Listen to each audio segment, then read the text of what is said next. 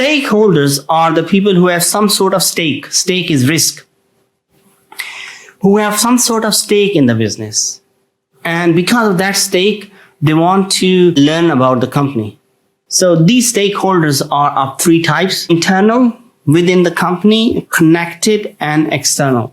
Internal are employees and management. My question to you guys is, what is the difference between an employee and management?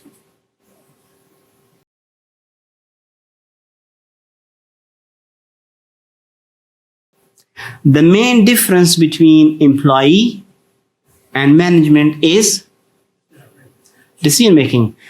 Employees would not make any decisions. They would comply. They would act on the decisions of the management. Every time any employee, you're giving some sort of authority to make decisions, you're actually making them part of the management. And you will see this a lot, that employees keep coming back to you to ask you what should they do, because a decision is needed. Connected are shareholders. Shareholders are the owners of the limited company. So there are three types of businesses.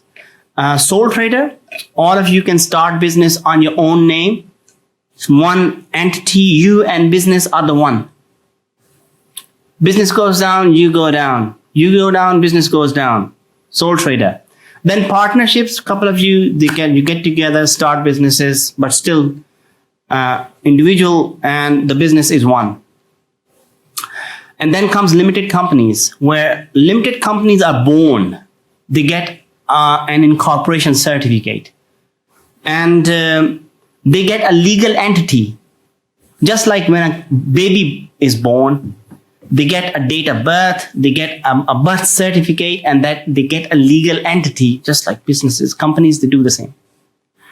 So that's the third form. Now, limited companies are owned by the individuals by the shares they own. So each company has pieces of papers which says that these are the shares. So when you make a company, you establish at the start that how many parts of that company are going to be, and then who is going to own those parts. That's called a share. And normally a piece of paper is an evidence of that share. In UK, there are closed companies mostly owned by one person, and there's a lots of companies owned by one person. And then lenders, normally banks are the lenders. They give money, lend money to the businesses, and then they want that money back.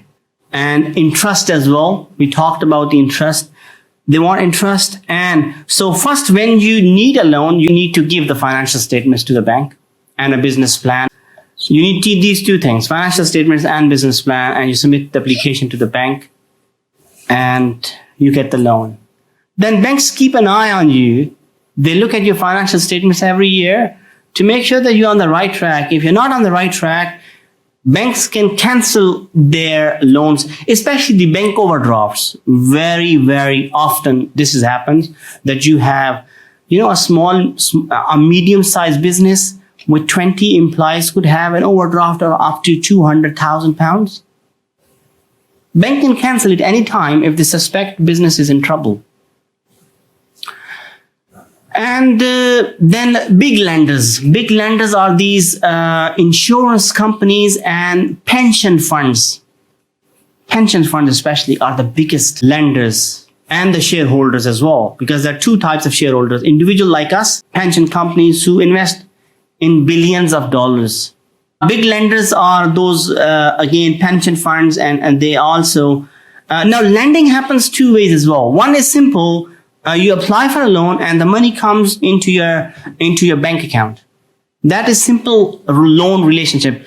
A more complex loan relationship is when you create a piece of paper, you write down that this piece of paper, anybody who owns this piece of paper would be entitled to get 5% interest from me. So if I'm a company, from me, 5% interest per annum from me. And after 5 years, when they give this paper back to me, I'll pay them their loan of £100. All big companies, public limited companies, just like shares, They say the share that this share is worth one pound or $1. That's the normal value of one share. Then all these public limited companies, they can create maybe 1 million of these papers. Each paper is going to give $100 to them or £100 to them. So that is another type of loan relationship. Company gets money and the owners get loan notes. One way of calling them is loan notes. The other very well-known name is debentures. You are going to need these when we are going to read the financial statements, which you have never done. You're going to need these terminologies. That's another way of issuing loans. The problem with the shares is that you may not get any profits because you own shares in the company. So that is a bit risky. So some people who want regular income, they don't buy shares. Instead, they buy debentures. Your suppliers, they are interested in your business because they supply you goods. They have two main reasons to be interested in. One reason is that 90% of the world trade happens on credit. Almost all of the trade happens between businesses on credit. As soon as you have developed a relationship for 3 or 6 months, your supplier starts giving you credit for a month, for 15 days, for 3 months. 3 months is very normal in the UK between businesses, but up to 6 months as well, as we will see when we talk about big companies in the past, what they have done. So 3 months is very common. So when they do, they're giving you credit for 3 months, for example. Obviously, they need to be ensured that they will get the money back.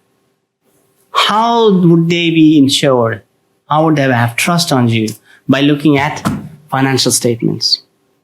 Because these are legal documents. These are audited in most of the cases for big companies. So anyone could trust these financial statements.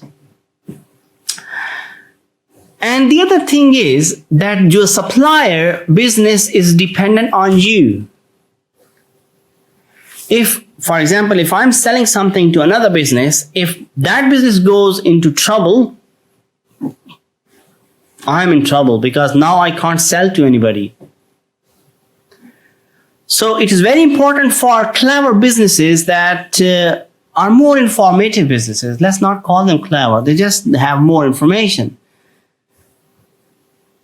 That they keep an eye on their customers as well. And as soon as their customers are in trouble, they start adjusting their own activities. Okay, there's one customer who buys 50,000 units from me every year.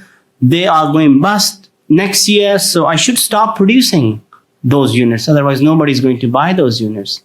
I should stop buying the raw material for those units. I should stop firing people who make those units. So, managers thinking. Customers. Why the customer would be interested in the financial statements of a business? From individual's point of view, we are normally not interested whom we are buying from for financial reasons. Like if I'm buying from Asda, if Asda goes bust, I will start buying from Sainsbury's or Morrison's or whatever. Yeah. If PC World goes bust, I'll go online. Doesn't really matter. The products will still be available. However, if this university goes bust, you are the customers.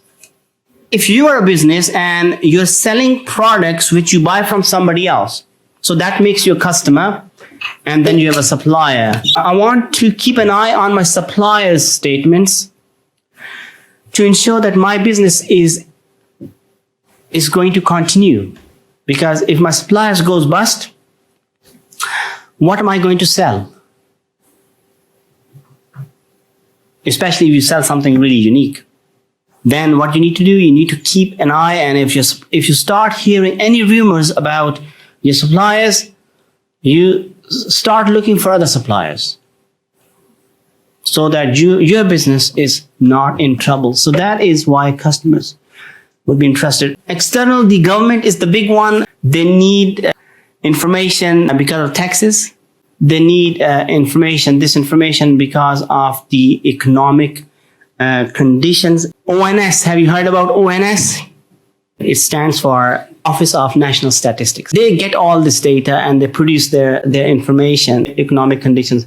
Public, XYZ, they are interested what other companies are doing for more of a social reasons, environmental reasons. So they are interested. And competitors are the unwanted users of the financial statements. We don't want them to know about our company, but they use it. They use it extensively, because they get data from it. And that's the problem, that not all of the information which we need is given there.